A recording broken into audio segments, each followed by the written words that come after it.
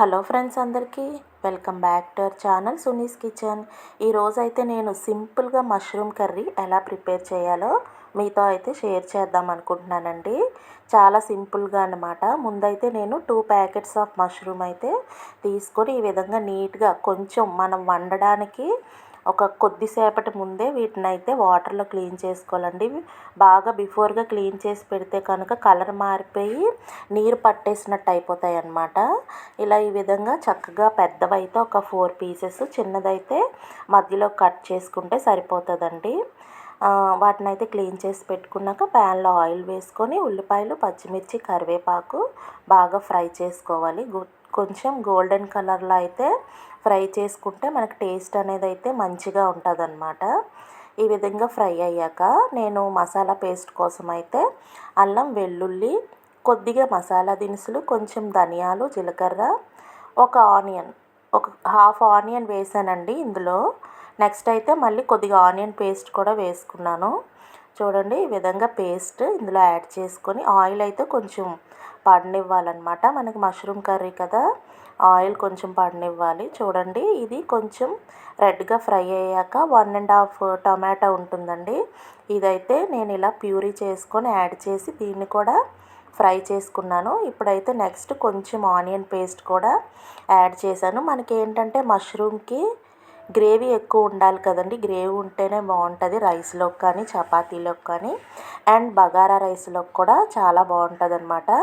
Simple preparation అనమాట. ఇందులో మనం ఇంకా క్యాజు ఇలాంటివన్నీ యాడ్ చేసుకోవచ్చు. ముందుగానే ఫ్రై చేసి పేస్ట్ చేసుకొని అది వేరే విధం అనమాట. అది కూడా నేను ప్రిపేర్ చేస్తూ ఉంటాను. ఇదేంటంటే సింపుల్గా ఇలా ప్రిపేర్ చేసుకోవచ్చు. నెక్స్ట్ అయితే అందులో మనం కట్ చేసి పెట్టుకున్న మష్రూమ్ యాడ్ చేసుకొని 2 మినిట్స్లో మనకైతే వాటర్ వచ్చేస్తుందండి మష్రూమ్లోంచి.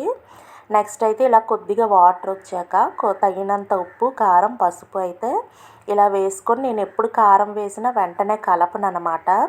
ఎందుకోసం కలపనంటే కలర్ బాగా వస్తుందండి. ఇలా కలపకుండా ఒక 2 మినిట్స్ మూత పెట్టుకుంటే మనకి కారంలో ఉండే కలర్ అయితే కర్రీ మొత్తానికి చక్కగా రెడ్డిష్గా స్ప్రెడ్ అవుతుందన్నమాట. చూడండి, ఇలా కొంచెం ఆ వాటర్లోనే కొంచెం కుక్ అవ్వనిద్దాం. ఇలా కుక్ అయ్యాక ఈ వాటర్ అన్నీ కొంచెం డ్రై అయినట్టు వచ్చాక ఇంకొంచెం వాటర్ వేసుకొని అయితే మనం మూత పెట్టుకుంటే మష్రూమ్ కర్రీ అయితే రెడీ అయిపోతుంది. ఈ వాటర్తో కూడా హాఫ్ పైన అయితే ఉడికిపోతుందండి. కానీ కొద్దిగా వాటర్ అయితే వేసుకోవాలి. వేసుకుంటేనే మనకు మష్రూమ్ అనేది గట్టిగా ఉండకుండా చక్కగా ఈక్వల్గా ఉడుకుతుంది అనమాట. అంతేనండి, కర్రీ ప్రిపరేషన్ అయితే అయిపోయినట్టే. సింపుల్ అండి. ఈ విధంగా అయితే చూడండి, కొంచెం వాటర్ అయితే డ్రై అయ్యాయి కదా. ఇప్పుడు మనం కొంచెం వాటర్ యాడ్ చేసుకొని మళ్ళీ అయితే మూత పెట్టుకోవాలండి. మనకి ఇవి స్టోర్లో దొరికే మష్రూమ్ కాబట్టి ఈ విధంగా వాటర్ వేసుకొని కొంచెం బాగా ఉడికించుకోవాలి. అదే మనకి నాటు మష్రూమ్లు ఉంటాయి కదండి, అదైతే ఇంకా టేస్ట్ అదిరిపోతుంది అనమాట. ఇంకా నాన్ వెజ్కి ఈక్వల్ కన్నా ఇంకా బాగుంటుంది. అదైతే తొందరగా ఉడికిపోతుంది, టేస్ట్ కూడా బాగుంటుందండి. ఇది కూడా అయితే ఈ కర్రీ కూడా చాలా బాగుంటుంది అనమాట. ఈ విధంగా సింపుల్గా మీరు కూడా ప్రిపేర్ చేసుకోండి. వీడియో అయితే స్కిప్ చేయకుండా చూసినందుకు థ్యాంక్ యూ ఫ్రెండ్స్. నా ఛానల్ని అయితే బాగా సపోర్ట్ చేస్తున్నారు. థ్యాంక్ యూ సో మచ్ అండి మీ అందరికీ. ప్లీజ్ ఇలాగే సపోర్ట్ చేయండి. ఇంకా కొత్త రెసిపీస్తో అయితే నేను మీ ముందుకు వస్తాను. థ్యాంక్ యూ అండి. Thank you for watching friends. Bye bye.